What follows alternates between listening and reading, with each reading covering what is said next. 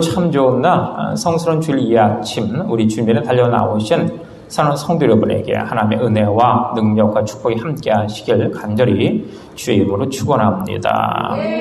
우리 역사같이 인사 나누겠습니다. 반갑습니다. 감사합니다. 함께 예배할 때 주의 은혜와 놀라운 권능이 우리 모든 심령 가운데 충만케 나타날 줄로 믿습니다.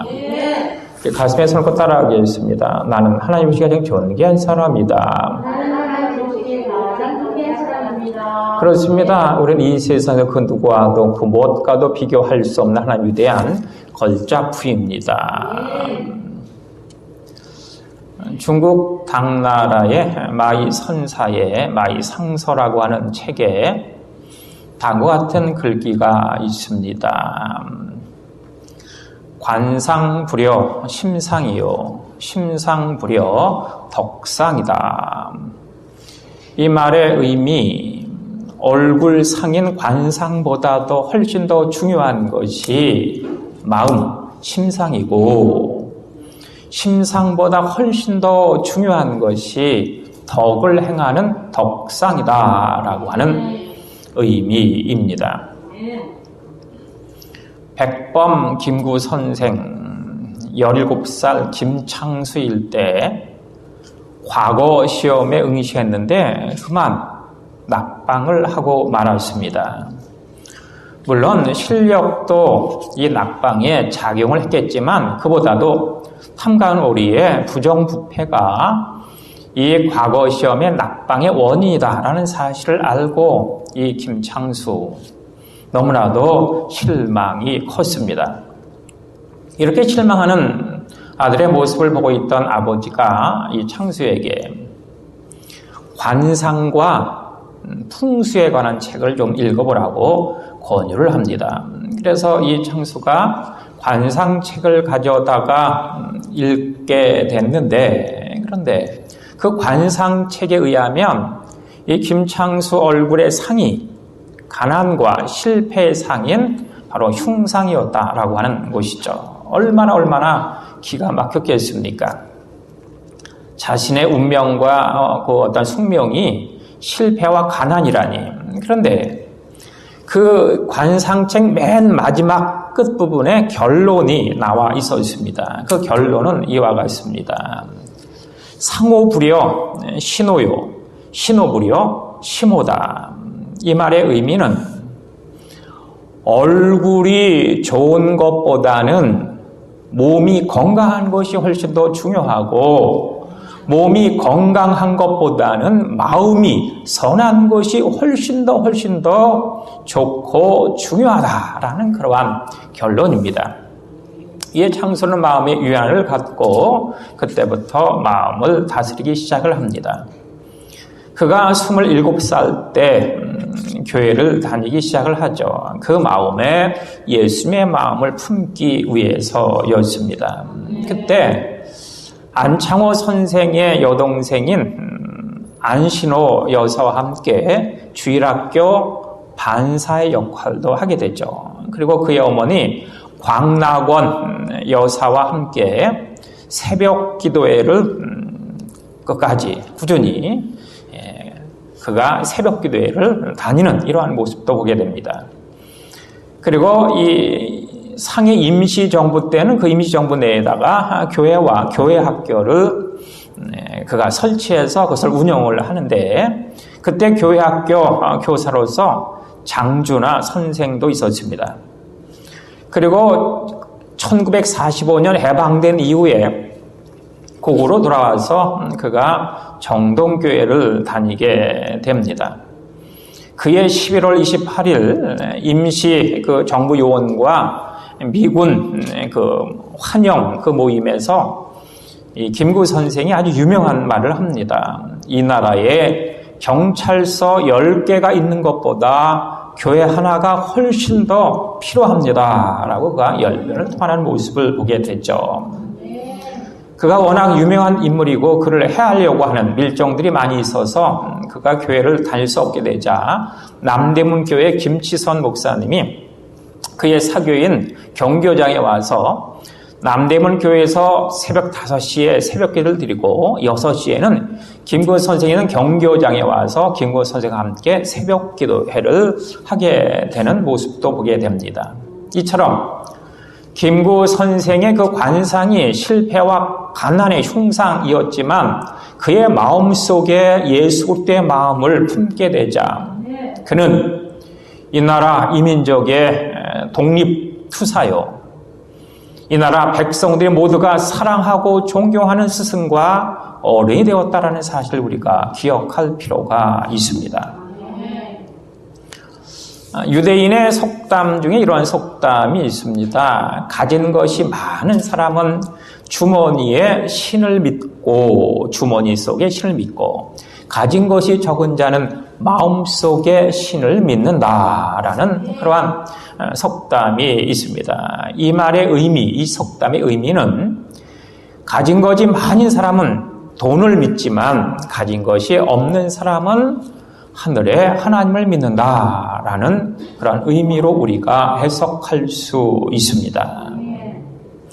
무엇보다 중요한 것이 마음이다라고 하는 것인데 사실 우리는 우리의 마음을 볼 수 없습니다. 마음이 어디 있는지 실제적으로 우리의 두 눈으로 확인할 수 없습니다. 하지만 우리 속에는 마음이 있지 않습니까? 생각과 기억과 혹은 의지와 여러 가지 감정들이 있는 그 장소가 바로 우리 속에 실제하고 있습니다. 특별히 그 신호애락을 바탕에 둔 그 많은 감정들, 나를, 바로 그를 건강하게도 하고, 그를 질병에 들게도 하고, 그를 행복하게도 하고, 그를 불행하게도 하는 그 잣대가 바로 이 마음에 있다라고 하는 것, 우리가 너무나도 잘 알고 있습니다. 그래서 전도서 기자는 이렇게 우리에게 조언을 하고 있습니다. 마음의 기쁨은 양약이지만 마음의 근심은 뼈를 상하게 하느니라. 우리의 마음이 기쁨과 즐거움과 행복으로 가득 차야 합니다. 그리고 특별히 우리의 마음 속에 성령께서 내주하신다라고 말씀하여 주시고 있지 않습니까? 고린도전서 3장 16절 너희는 너희가 하나님의 성전인 것과 너희 마음속에 성령이 거하시는 것을 왜 알지 못하느냐 이렇게 반문하시는 모습을 우리가 봅니다. 그래서 이 지혜와 명철의 왕이었던 솔로몬 우리에게 이렇게 선포를 하고 있습니다. 무릇 지키만 할 것보다 더욱 너희의 마음을 지켜라. 생명의 근원이 이에서 남이니라. 우리의 마음을 지키라고. 왜? 생명의 근원이 우리의 마음속에 있으니 너희의 마음을 잘 지킬 것을 당부하는 모습을 봅니다. 생명의 근원이 우리의 마음에 있다.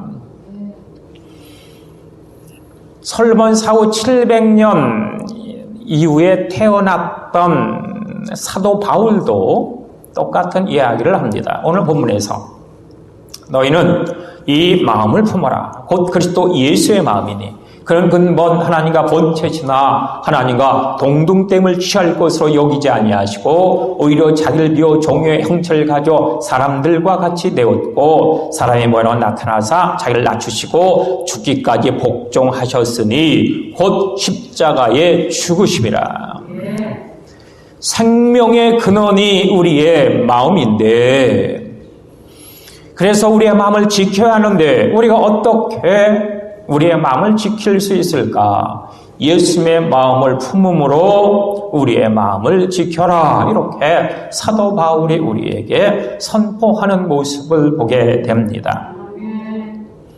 생명의 근원인 우리의 마음을 잘 지켜야만이 우리가 이 땅을 기쁘고 즐겁고 행복하게 하시는 은혜와 능력과 축복의 주인공으로 살 수 있는데 그 마음을 지키기 위해서 예수님의 마음을 품어야 된다라고 하는 사실이죠. 예수의 마음을 품는 것이 중요합니다. 그렇다면 예수님의 마음은 과연 어떠한 마음입니까? 오늘 본문을 통해서 우리가 예수의 마음을 품는 우리 모든 진주한 가족들 다 되어지길 소원합니다. 예수의 마음 첫 번째는 바로 비움의 마음입니다. 자기를 낮추시고 자기를 비워 종의 형체를 가져 이렇게 말씀하고 있지 않습니까? 너희는 이 마음을 품어라 곧 그리스도 예수의 마음이 그는 근본 하나님의 본체시나 하나님과 동등됨을 취할 것으로 여기지 아니하시고 오히려 자기를 비워 자기를 비운다. 에케노세라고 하는 그러한 히라보인데 이 말은 자신의 위치, 신분, 지위를 비운다라고 하는 의미를 갖고 있습니다. 자신의 위치와 신분, 지위, 명예, 권세 이 모든 것을 비운다. 예수님은 하나님과 본체이셨습니다. 하나님이셨죠. 그런데 그 높고 높은 하늘 보좌를 비우고 버리시고 이 낮고 낮은 땅 위에 육신을 입고 찾아와 주시는 모습을 우리가 볼 수 있습니다. 예수님은 자기를 비우신 분이다. 자기의 신분, 위치, 기득권 모든 것을 다 버리시고 낮고 낮은 이 땅에 찾아와 주셨습니다. 예수님이 특별히 말씀하신 8복 중에 첫 번째 복, 심령이 가난한 자는 복이 있나니 천국이 저희 것이다. 심령이 가난한 자의 복, 이것이 예수님의 8복 중 첫째 복입니다. 그런데 이것을 중국어 성경에서는 심령이 가난한 자를 허심자 이렇게 번역을 하였습니다. 심령이 가난한 자가 누구냐? 허심자다. 마음을 비운 자가 심령이 가난한 자다. 그가 천국의 복을 받는다. 천국의 주인이 되어질 수 있다. 이렇게 중국어 성경은 해석을 하고 있습니다. 우리가 살아가면서 우리의 마음속에 온갖 여러 가지 세상적인 것들로 쌓여지지 않습니까? 세상의 유혹과 미혹과 세상의 생각들, 세상의 욕망들, 세상의 여러 가지 억울함 등 그 모든 감정들이 우리의 마음속에 가득 쌓여지게 되는데 그것이 쌓여져 있으면 하나님이 예비하신 은혜와 능력과 축복이 들어갈 공간이 없는 것입니다. 그래서 우리의 마음을 비워야 합니다. 깨끗하게 해야죠. 그래야만이 하나님이 예비하신 은혜와 능력과 축복과 기쁨과 희락과 행복의 그 놀라운 역사가 우리의 마음 가운데 쌓여질 수 있다라고 하는 사실을 기억하지 않으면 안 될 것입니다. 8복의 첫 번째는 비우는 복인데 나머지 7개는 채우는 복입니다. 애통하는 자의 복, 국리를 여긴 자의 복, 의에 줄이고 목마른 자의 복, 온유한 자의 복, 화평케 하는 자의 복, 하나님의 아들이 되는 복, 그리고 의를 위하여 핍박받는 자의 모든 복은 다 채우게 되어져 있습니다. 첫 번째, 나를 비워야, 마음을 비워야, 심령을 비워야 하나님이 예비하신 그 놀라운 복들이 우리 것이 되어질 수 있다. 그 복에 주역이요 주인이 되어질 수 있다라고 하는 사실을 분명코 기억하시기 바랍니다. 우리는 예수의 마음을 품음으로 말미암아 우리의 마음을 지켜야 합니다. 우리의 마음이 생명의 근원이기 때문이죠. 어떻게 우리가 예수의 마음을 품을 수 있을까? 어떤 마음을 품어야 우리가 예수의 마음을 품는 것일까? 첫째는 비우는 마음이다. 비워야 합니다. 두 번째 우리가 품어야 하는 마음, 그것은 낮아짐의 마음입니다. 자기를 비워 종의 형체를 가져 사람들과 같이 되었고 자기를 낮추시고 사람이 되었다. 이렇게 말씀하고 있지 않습니까? 자기를 비워서 자기를 낮추고 사람이 되신 분이 바로 하나님 대신 예수님이다라고 하는 사실이죠. 예수님은 낮아지신 분입니다. 하나님이셨는데 사람이 되었습니다. 하늘에 계셨는데 땅으로 오셨습니다. 자꾸 낮아지시는 모습을 우리가 볼 수 있지 않습니까? 낮아지시는 분, 그분이 바로 예수님이시다. 성 어거스틴에게 제자들이 오늘날 물었습니다. 선생님, 우리 크리스찬들이 가져야 할 첫 번째 덕목은 무엇입니까? 우리에게 알려주십시오. 이렇게 요청을 하자 성 어거스틴 즉시로 전혀 주저함이 없이 기독교인의 첫 번째 덕목은 겸손이지, 이렇게 대답을 하는 것입니다. 그러자 다시 제자들이 물었습니다. 그렇다면 선생님, 우리 크리스찬들의 두 번째 덕목은 무엇입니까? 이에 어거스틴 지체 없이 역시 겸손이란다.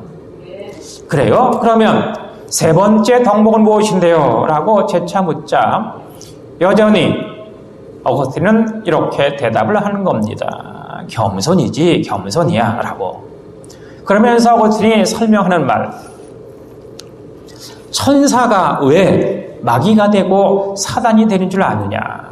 그것은 교만 때문이다. 그리고 사람이 천사가 될 수 있는데 사람이 천사가 될 수 있는 요소가 무엇인지 아느냐? 그것이 바로 겸손이다. 이렇게 설명을 하였습니다. 우리가 품어야 하는 예수의 마음 두 번째는 바로 낮아짐의 마음이다 라고 하는 것이죠.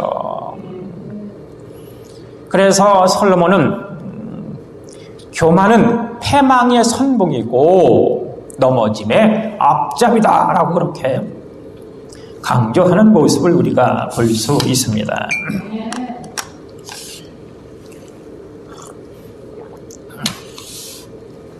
예수님의 마음 우리가 품어서 우리의 마음을 지키고 우리의 생명이 그런된 마음을 우리가 가져봐야 할 텐데, 그러기 위해서 품어야 하는 두 번째 마음, 낮아짐의 마음이다. 또한 예수님께서 품으신 세 번째 마음, 우리가 품어야 할 세 번째 마음, 그 마음은 어떠한 마음일까? 너희는 이 마음을 품어라. 곧 그리스도 예수의 마음이니 그는 죽기까지 복종하셨다. 이렇게 말씀을 하고 있습니다. 죽기까지 복종하는 마음, 이것이 바로 우리가 품어야 할 예수님의 마음입니다. 복종의 마음, 순종의 마음. 예수님께서 하늘 보좌를 비우시고 육신으로 자신을 낮추시고 이 땅에 찾아와 주셨는데, 그런데 그럼에도 불구하고 자기를 비우고 자기를 낮추었음에도 불구하고 십자가에 쓴 잔만은 도저히 마시기가 너무 버거우셨던 것 같습니다. 그래서 그가 겟세마네 동산에서 밤이 새도록 간절하게 기도하지 않습니까? 하나님이여, 나의 아버지시여, 할 수만 있다면 이 십자가에 쓴 잔을 내가 마시지 않고 그냥 지나가게 해주십시오. 이렇게 간절하게 절규하면서 기도하시는 모습을 봅니다. 얼마나 간절하고 얼마나 그것이 강했던지 그의 이마에서 떨어지는 핏방울이, 땀방울이 핏방울이 될 정도로 아주 간절한 그런 절규로서 부르짖어 기도를 하시는 겁니다. 저 도저히 십자가에 쓴 잔은 마실 수 없습니다. 도저히 마실 수 없습니다. 이 잔을 제발 그냥 제가 마시지 않고 지나가게 해주십시오. 그것이 그의 마음이었고 그의 본질이었고 그의 소원의 핵심이었습니다. 하지만 그럼에도 불구하고 예수님의 마지막 결론의 기도는, 하지만 하나님이여, 나의 원대로 마옵시고 아버지의 뜻대로 되기를 원합니다. 라고 하는 것이 바로 예수님의 결론적인 기도 아니었습니까? 예수님의 마음은 순종의 마음이십니다. 순종의 마음을 우리가 품어야 합니다. 구약 성경에 나오는 족장들 아브라함, 이삭, 야곱이 등장을 하고 있는데 이 족장들 한결같이 믿음의 조상이요 축복의 조상입니다. 아브라함 같은 경우에는 카리스마가 넘치는 그 누가 뭐라고 해도 족장다운 족장의 풍모를 아우라를 갖추고 있는 이가 바로 아브라함이었습니다. 그리고 야곱은 지혜와 꾀가 아주 뛰어난 그러한 족장 아니었습니까? 나름대로의 어떤 방법을 가지고 족장의 역할을 감당했던 사람이 바로 야곱입니다. 그런데 이삭은 어떠하였느냐라고 하는 것이죠. 아브라함은 카리스마가 그의 놀라운 특징이고 야곱은 지혜와 꾀가 뛰어난 사람이었는데 이삭에게는 아무것도 없습니다. 카리스마도 없고 지혜도 없고 꾀도 없고 아무도 없는 그런 맹탕의 사람이 바로 이삭입니다. 하지만 아브라함과 이삭과 야곱은 그 누가 뭐라고 하더라도 이스라엘의 어버이고 족장이고 믿음의 조상이고 축복과 진정한 신앙의 모델이다라고 하는 사실을 우리가 잘 알고 있지 않습니까? 아무것도 없는 이삭이 이처럼 그 위치를 유지할 수 있었던 까닭이 과연 무엇이겠습니까? 그가 청년 시절 그는 아버지 아브라함과 함께 모리아 산에 번제를 드리러 갑니다. 그런데 이상했습니다. 번제 드릴 화목 모든 제사 준비는 완벽한데 정작 가장 중요한 번제에 필요한 재물이 없었습니다. 그래서 너무나도 이상하고 혹은 한편으로는 불안해서 아버지에게 묻습니다. 아버지, 이상합니다. 다 준비가 되었는데 정작 번제에 드릴 재물이 없네요. 이렇게 이 이삭이 묻지 않습니까? 이상했고 뭔가 불안했기 때문에 이러한 질문을 던진 것입니다. 그리고 그는 알 수 있었습니다. 자기 자신이 그 번제의 제물이라고 하는 것은 그는 곧 깨달을 수 있었습니다. 하지만 이 이삭은 자신이 그 번제의 제물이다라는 사실을 알았음에도 불구하고 알았지만 도망치려 하지 않았고 늙은 아버지를 향하여 반항하지 않았습니다. 그러니까 결국 너무 놀란 분 바로 하나님 아니셨습니까? 하나님께서 아브라함의 이름을 급히 부릅니다. 아브라함아, 내 아들, 내 독자, 내 이삭에게 손을 내지 말아라. 이렇게 외치시는 하나님의 음성을 우리가 들을 수 있습니다. 이삭은 순종의 사람이었기 때문에 하나님의 은혜와 능력과 축복을 받습니다. 그럴 사람들에게 우물을 빼앗기고 양보함에도 불구하고 그래서 하나님은 이삭에게 놀라운 은혜와 능력과 축복을 부어주시는 것입니다. 이스라엘의 초대왕 사울, 그가 하나님 앞에 버림을 받습니다. 이 사울이 아말렉과 전쟁을 할 때 하나님께서 이 사울에게 말씀하셨죠. 내가 아말렉을 너 손에 맡기겠다. 아말렉을 무찌른 다음에 그 모든 전리품들을 다 진멸해라.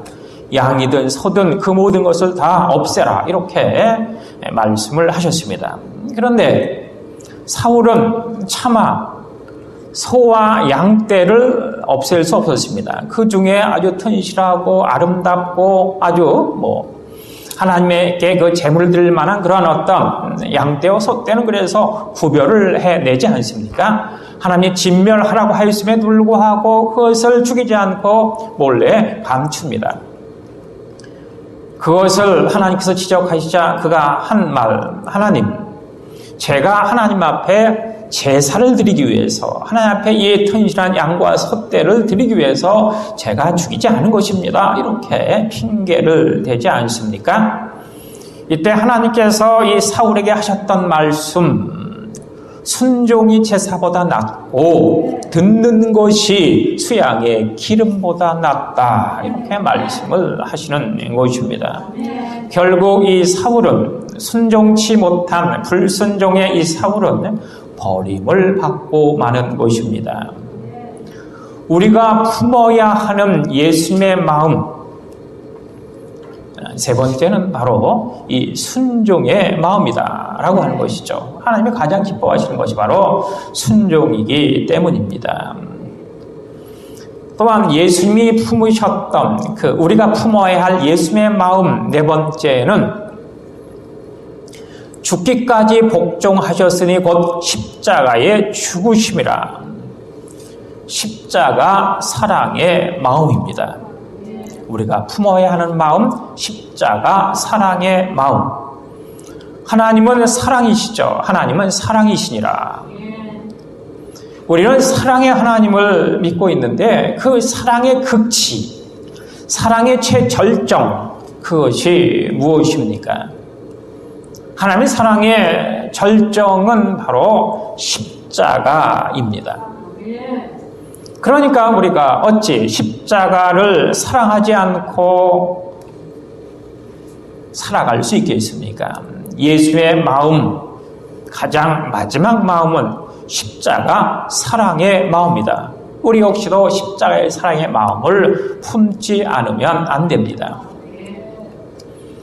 그러면 이 십자가 사랑의 마음은 과연 어떠한 마음일까? 십자가 사랑의 마음, 첫 번째는 보편적인 사랑입니다. 보편적인 사랑. 하나님의 택정하심과 예수 그리스도의 구속하심과 성령의 인치심을 받은 주의 자녀 백성 일꾼된 사람들은 그 누구나가 한 사람도 빠짐없이 예외 없이 모두가 보편적으로 십자가를 사랑하는 그 마음을 가져야 하는 것입니다. 누구에게만 십자가 사랑이 필요한 것이 아니라, 누구만이 십자가 사랑의 마음을 품어야 하는 것이 아니라 모두가 하나님의 택정과 구속과 인침을 받은 하나님의 자녀 백성 일꾼된 모두는 다 십자가를 사랑하는 사람이어야 하고 십자가 사랑의 마음을 품지 않으면 안 되는 것이죠. 십자가 사랑은 보편적인 사랑입니다. 또한 십자가의 사랑은 영원한 사랑입니다. 너희는 너희의 십자가를 지고 날마다 나를 따라라 라고 예수님께서 말씀하여 주시고 있지 않습니까? 날마다 지속적으로 영원토록 이 십자가 사랑, 십자가를 내가 질 때 하루만 지고 한 번만 지고 끝나는 것이 아니라 매일 날마다 지속적으로 영원토록 지어야 하는 것이고 사랑해야 하는 것이 바로 십자가 사랑이다 라고 하는 것, 이것을 우리가 가슴판에 새기지 않으면 안 되는 것입니다. 또한 십자가의 사랑 세 번째는 의지적인 사랑입니다. 선택적인 사랑이다 라고 하는 것인데, 모세가 이스라엘 백성들을 이끌고 홍해를 마른 땅처럼 건너서 광야로 나와 있습니다. 그런데 막상 광야에 나와 보니까 물도 없고 뜨겁기도 하고 배고프기도 하고 여러 가지가 불편합니다. 이에 백성들 불만과 불평을 토로하자 하나님께서 화가 나셔서 그들에게 불뱀을 풀어 물게 하셨죠. 그래서 이스라엘 백성들이 불뱀에 물려 몸이 퉁퉁 붓고 온몸에서 열이 납니다. 그러니까 텐트 안에 들어가 장막 안에서 그렇게 퉁퉁 불어 열나는 채 죽어가고 있습니다. 이를 안타깝게 여겼던 모세가 하나님 앞에 기도했습니다. 하나님, 왜 그러십니까? 이 백성들을 애굽에서 그렇게 출애굽시킨 것이 이 광야에서 불뱀에 물려 죽이시려고 이들을 이곳으로 인도하셨습니까? 이들을 용서해 주시고 이들을 치유하여 주십시오 라고 강력하게 기도하자 하나님께서 치료책을 주시지 않습니까? 모세야, 불벨 모양의 녹뱀을 만들어서 장대에 매달아라. 그리고 텐트 중앙에 세워라. 그래서 이 텐트에서 그 불배 물려 죽어가는, 열병과 퉁퉁 불어서 죽어가는 그 사람들이 밖으로 나와서 그 장대 위의 녹뱀을 바라보면 깨끗하게 나을 것이다. 이렇게 말씀을 하십니다. 이에 모세가 백성들에게 그 이야기를 하면서 녹뱀을 만들어 높이 달지 않습니까? 그런데 그럼에도 불구하고 몸이 퉁퉁 불어 열이 나 죽어함에도 불구하고 에이 무슨 녹뱀을 바라본다고 살아 라고 하면서 그 녹뱀을 보러 나오지 않는 사람이 있는가 하면 온몸을 질질 끓고 밖으로 나와서 녹뱀을 바라보는 사람이 있었다라고 하는 것이죠. 의지가 있는 사람과 의지가 없는 사람, 선택하는 사람과 선택지 않는 사람이 있었다라고 하는 이야기인데 바로 이 녹뱀이 상징하는 것이 바로 십자가입니다. 예수님께서 하늘 보좌를 비우시고 자기를 낮추시어 이 땅에 오셔서 우리를 대신에 십자가에 못 박혀 그렇게 돌아가셨는데 그럼에도 불구하고 그 십자가를 믿는 이가 하면, 있는 이가 하면, 그것을 받아들이는 이가 있는가 하면, 그것을 사랑하는 이가 있는가 하면, 그것을 외면하고 배척하고 조롱하는 이들도 있다라고 하는 사실이죠. 이 십자가는 의지적인 사랑입니다. 선택적인 사랑이다. 우리는 나의 의지와 선택을 갖고 십자가를 사랑하지 않으면 안 됩니다. 또한 십자가의 사랑 네 번째는 고통의 사랑입니다. 이 십자가 그냥 주어지는 사랑이 아니다라고 하는 것입니다. 예수님께서도 그 고통이 너무 힘들어서 할 수가 있다면 지나가게 해주십시오라고 간구할 정도로 고통의 그 상징이 바로 십자가다라고 하는 것입니다. 마치 그 어미가 자식을 사랑할 때 고통을 수반하는 것과 같습니다. 잉태의 고통, 산고의 고통, 양육의 고통. 부모가 자녀를 사랑함에 있어서 어찌 고통 없이 자녀를 사랑할 수 있겠습니까? 이처럼 십자가 역시도 고통이 수반된다라고 하는 것을 우리가 기억할 필요가 있습니다. 머리가 되기 위해서는 꼬리가 되어야 하는 것이고요. 어깨에 진정한 쉼과 안식을 얻기 위해서는 이 어깨에 침과 멍에를 쥐어야 할 것이고, 많이 소유하기 위해서는 먼저 손을 펴야 할 것이고, 살기 위해서는 죽어야 하는 그런 고통을 감수하지 않으면 안 되는 것입니다. 십자가의 사랑은 그래서 고통의 사랑이다. 그 고통은 고통으로 끝나지 않죠. 하나님의 은혜와 능력과 축복으로 마무리되게 되어져 있습니다.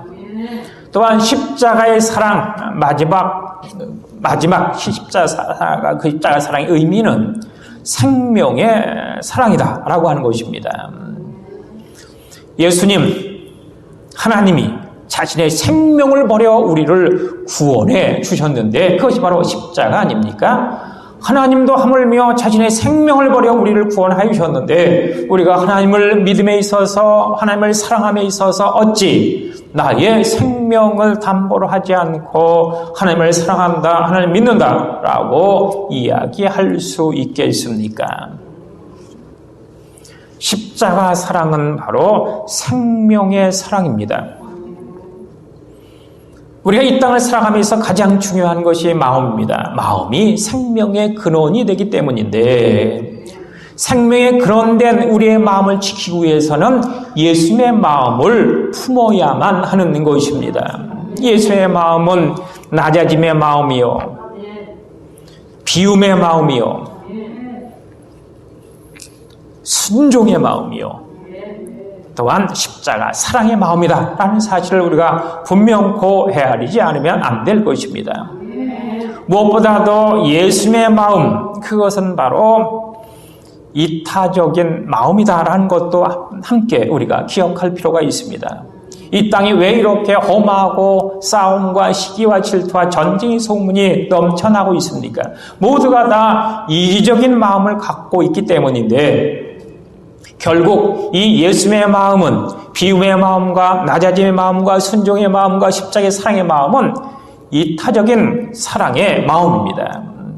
내가 아니라 먼저 타인을 사랑하는, 먼저 타인에게 배려하는 그 마음이 바로 예수님의 마음이다 라는 사실을 우리가 분명코 헤아리면서 올 2021년도 우리가 2월을 마무리하고 지금 사순절 기간을 우리가 맞이했는데 2021년도 도약하고 발전하고 축복 은혜 받는 놀라운 한 해로 만들어 가야 합니다. 그러기 위해서 예수의 마음을 품고 무엇보다도 내가 아니라 타인을 배려하는 그 마음을 품고 진정한 최후의 승리자가 되어줄 수 있는 우리 모두가 되어주시길 간절히 주의 이름으로 축원합니다.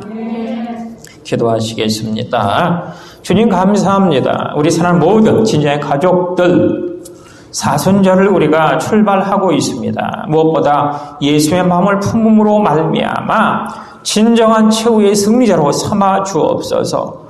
부활과 승천의 주인공으로 주님께서 역사하여 주옵소서.